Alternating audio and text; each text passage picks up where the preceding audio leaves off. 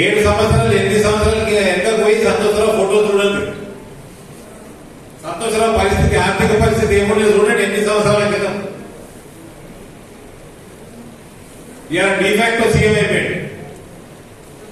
ఆయన ఒక ముఖ్యమంత్రి, కేటీఆర్ ఒక ముఖ్యమంత్రి, ఆయన బిడ్డే ఈ రాష్ట్రానికి మొట్టమొదటి మహిళా ముఖ్యమంత్రి. అలా ముసలాయననేమో ఉన్న పది వీళ్ళ పురాణాలు ఊసపోతున్నారు. ఆయన టెన్షన్ ఆయన గట్టిగా పట్టుకొని కూర్చోడం కూర్చుంటాం.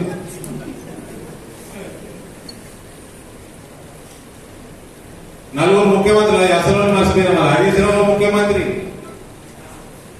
5 మంది ముఖ్యమంత్రులు. ఈ రైతులు తప్ప ఇంకెవరు సంక్షేమం ఎవరికి వచ్చింది? రైతులకి ఫ్రీ కరెంట్ ఇస్తా అన్నారు.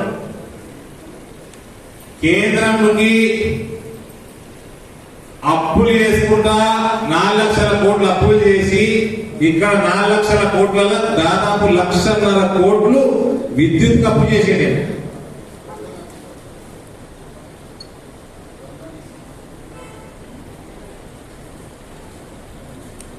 రైతుల్ని అప్పుల పాలు చేస్తున్నాడు, రైతులకి ఫ్రీ పవర్ ఇస్తున్నాడు. వరి కొంటున్నాడా సమయానికి?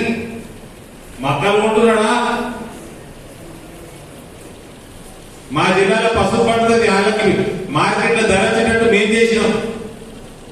ధర ఒకవేళ ధర రాకుంటే లెటర్ రాయడం ఆయన అంటే 3వ సంవత్సరం ఇది. నేను ఎంపీ అయినాక 2వ సంవత్సరం లెటర్ రాయాడు.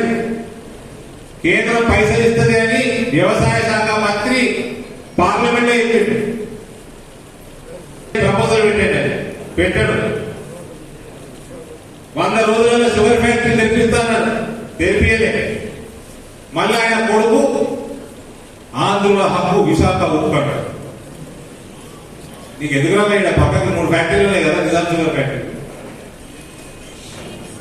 మళ్ళా మన ల్యాండ్లన్నీ అమ్ముతున్నాడు. కొత్తగా స్కామ్ వచ్చింది ఇప్పుడు మా కొరుట్లలో, కరీంనగర్, ఉమ్మడి కరీంనగర్ జిల్లాలో. భారత్ ఖాదీ కేంద్రం అన్ని అమ్మేస్తున్నాడు. 12 కోట్ల రూపాయలకి ఆ చుట్టాలకి 1 కోటి రూపాయలకి ఇచ్చేసి ఎంత? 1 కోటి రూపాయలు, 1,20,000, 12 కోట్ల ఆస్తి. సంక్షేమం అండి, చుట్టాల సంక్షేమం.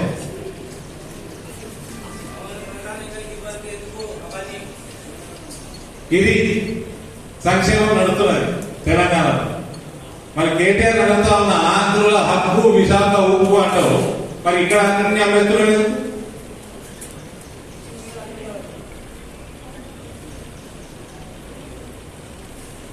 ఏం సంక్షేమం పెట్టింది చెప్పండి.